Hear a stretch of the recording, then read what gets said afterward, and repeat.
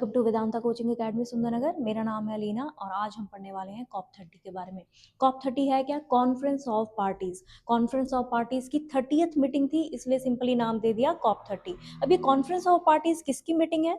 ये है आपके यूएनएफसीसी के मेंबर्स की, that is United nation framework convention on climate change. ठीक है, ये एक ऑर्गेनाइजेशन है जिसकी हर साल जो है मीटिंग होती है। ये मीटिंग मोस्टली आपके 2-2 हफ्ते तक चलती है और इस बार ये मीटिंग आपके ब्राजील में हुई है। ब्राजील के भी कौन से एरिया में? बेलेम में। ठीक है, तो इतना ध्यान में रखना है कि कॉप 30 कहाँ पे हुआ? ब्राजील में हुआ। ब्राजील में भी कहाँ पे? बेलेम में हुआ है। क्या यूएनएफसीसी के जो पार्टी मेंबर्स हैं वो यहाँ पे मिलते हैं और मीटिंग करते हैं। मीटिंग किसके ऊपर करेंगे? मीटिंग करेंगे क्लाइमेट चेंज के ऊपर। ठीक है, अब इसकी शुरुआत कहाँ से हुई? शुरुआत हुई इसकी रियो दी जनेरियो से। अर्थ समिट हुआ आपका रियो दी जनेरियो में, कब? 1992 के अराउंड। और वहां पे आपके 3 मुद्दे उभर के आए, that is your desertification, biodiversity loss and then your climate change. ये 3 मुद्दे उभर के आए और उसी दौरान हमने ये थॉट भी रखा कि कोई ना कोई इस तरह की ऑर्गेनाइजेशन होनी चाहिए जो बात करे किसके ऊपर? क्लाइमेट चेंज के ऊपर। तो आपकी जो यूएनएफसीसीसी है इसकी जो कह सकते हैं कि आगाज हुआ वो हुआ यहाँ से। अभी जो कॉप होस्ट होता है वो कौन होता है? ये हर साल आपका चेंज होता रहता है। ठीक है, तो कुछ एक नेशंस हैं जो यूएन डिजिग्नेटेड जियोग्राफिक रीजन है, उन 5 रीजन में से कोई ना कोई जो कंट्री है वो सामने होस्ट की तरह सामने आती है। और पिछली बार ये जो मीटिंग थी अजरबैजान में हुई थी, बाकू में। कॉप 29 के नाम से उसको जाना जाता है। अब कहती है कि ये जो मीटिंग्स हैं ये किसके ऊपर फोकस कर रही हैं? क्लाइमेट चेंज के ऊपर बात कर रही हैं। अब ये क्लाइमेट चेंज के ऊपर बात करेंगी तो वो किस तरह से ऑब्जेक्टिव डिसाइड किए जाएंगे? वो डिसाइड किए जाते हैं by the nationally determined contributions. मतलब हर पार्टी, हर कंट्री अपनी तरफ से अपना कॉन्ट्रीब्यूशन बताती है कि वो किस तरह से क्लाइमेट के अंदर सुधार लाने के लिए कोशिशें कर रही है, क्या क्या उसके ऑब्जेक्टिव रहेंगे। जैसे इंडिया है, इंडिया ने भी अपना 2030 तक का, 2070 तक का गोल बता रखा है कि हाँ ठीक है हम ये चीजें अचीव करेंगे। और ये गोल्स जो है आपके 5-5 साल के लिए डिसाइड किए जाते हैं। ठीक है, तो इसको शॉर्ट फॉर्म में एनडीसी, एनडीसी भी कहते हैं। ठीक है, नेशनली डिटरमिन्ड कंट्रीब्यूशन। अब हम एक एक करके सारे के सारे जितने भी आपके कॉप्स हो चुके हैं अभी तक पुराने, जो कह सकते हैं फेमस भी हैं, ठीक है, थोड़े थोड़े जिनके अंदर जानने वाली चीजें हैं वो हम देखेंगे।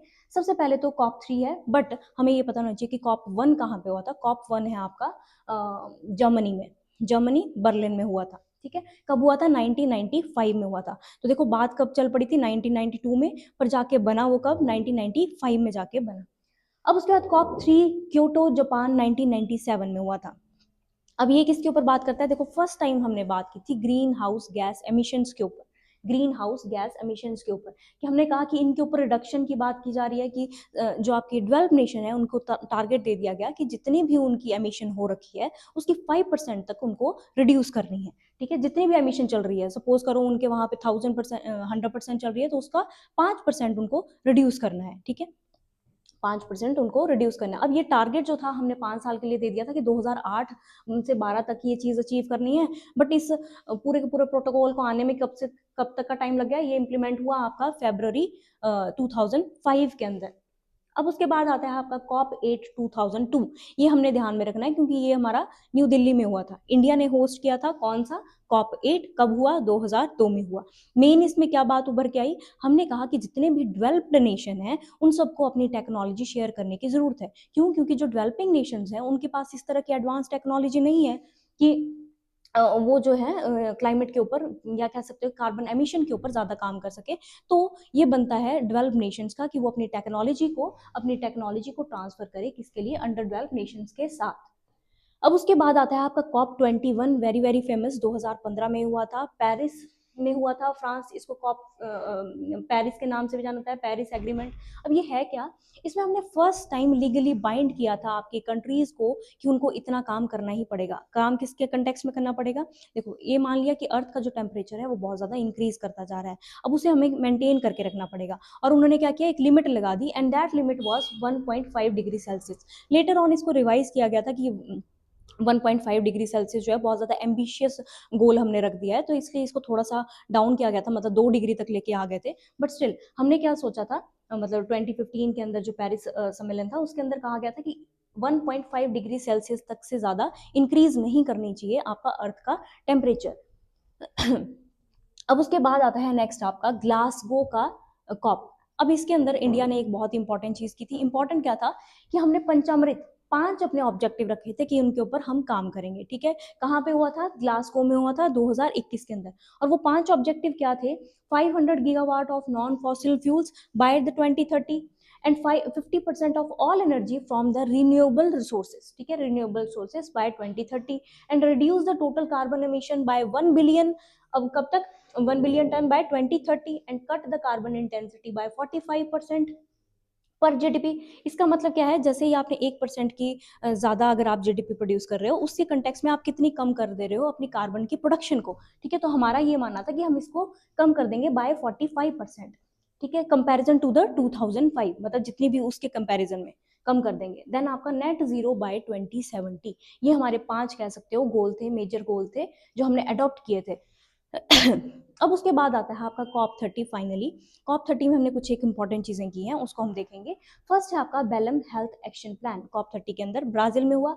कब डिक्लेयर किया गया? 13 नवंबर, और उसी दिन आपका हेल्थ डे भी सेलिब्रेट किया जाता है, ठीक है, 30 नवंबर को हेल्थ डे भी सेलिब्रेट होता है। मेन पर्पस क्या था? अब देखो, जो इतने सारे लोग हैं वो क्लाइमेट की वजह से इम्पैक्ट होते हैं, कईयों की लाइफ चली जाती है। फॉर एग्जांपल हीट वेव्स की वजह से जो आपके बाहर लेबर्स काम करते हैं उनकी लाइफ चली जाती है, या फिर ड्राउट्स की वजह से, या फिर अदर रीजंस की वजह से। तो उस इम्पैक्ट को हमें कम करने की कोशिश करनी है। और वो कैसे हो पाएगा? Health equity and climate justice, जिसमें प्रोटेक्ट किया जाएगा वल्नरेबल कम्युनिटीज को। And then leadership and governance with public participation. अब इसके बाद बोलते कि ये करेंगे कैसे? बोलते इसके लिए हमें फंड की जरूरत पड़ेगी, और वो फंड कौन देगा? 35 फिलंथ्रोपिस्ट हैं जिन्होंने वादा किया है कि they will provide the 300 million US dollar money, वो प्रोवाइड करेंगे, ठीक है। अब उसके बाद सेकंड है आपका ट्रॉपिकल फॉरेस्ट फॉरएवर फैसिलिटी। ये क्या है? ये सिंपली बात करना चाहते हैं कि अगर आप ट्रॉपिकल फॉरेस्ट को बचाने के लिए काम करते हैं तो आपको उसके लिए फंड मिलेगा। It means simply countries get money if they protect their tropical forest. India ने इस चीज को सपोर्ट किया है, और इंडिया ने इसको ज्वाइन किया है एज ए ऑब्जर्वेटरी, ठीक है। अब ये चीज की कैसे जाएगी? Through the satellite. सैटेलाइट के थ्रू हम देखेंगे कि क्या उन्होंने उसको प्रोटेक्ट करने के लिए कुछ काम किया है या फिर नहीं। और इसके लिए जो फंड ब्राजील ने दिया है वो है $1 बिलियन से इसकी ओपनिंग की है। और हमारा प्रॉपर उनका जो फंड गोल है कि कितना पैसा लेके आना है, दैट इज $125 बिलियन, ठीक है। इतना पैसा इसके अंदर आएगा जो public and private both parties के थ्रू आएगा। अब उसके बाद नेक्स्ट है आपका बेलम पॉलिटिकल एग्रीमेंट। यहाँ पे थोड़ा सा कह सकते हैं इशू भी रहा है, सारे लोग एक जगह पे एग्री नहीं हो पाए हैं, बट स्टिल इसमें 4 उनकी मेजर डिमांड्स थी। 4 डिमांड्स क्या थी? कि first climate finance. Developing countries चाहती हैं कि जो पेरिस एग्रीमेंट के अंतर्गत आर्टिकल 9.1 और 9.3 था उसके ऊपर इंप्लीमेंट किया जाए, ठीक है। उनको मेन इशू 9.3 आर्टिकल से नहीं है जितना उनको 9.1 आर्टिकल से है। और 9.1 आर्टिकल क्या कहता है आपका? कि जितने भी डेवलप नेशंस हैं उनको फाइनेंस देना पड़ेगा डेवलपिंग कंट्रीज को, ताकि वो इसको रिडक्शन के अंदर काम कर सके, ठीक है। और हर साल बोला गया है कि $100 बिलियन तक का पैसा उनको देना पड़ेगा।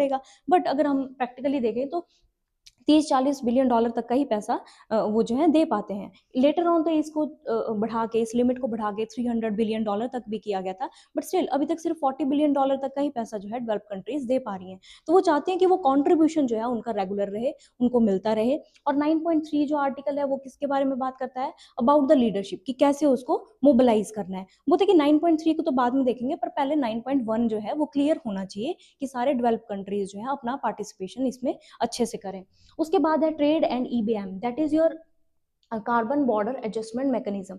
अब देखो ये क्या चीज है? ये आपकी यूरोपियन यूनियन का सिस्टम है।